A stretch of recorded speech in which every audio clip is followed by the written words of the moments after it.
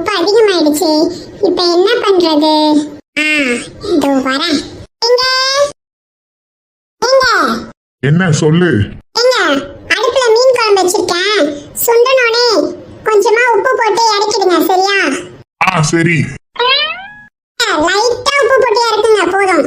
சரி சரி, நான் பாத்துக்கிறேன், போ.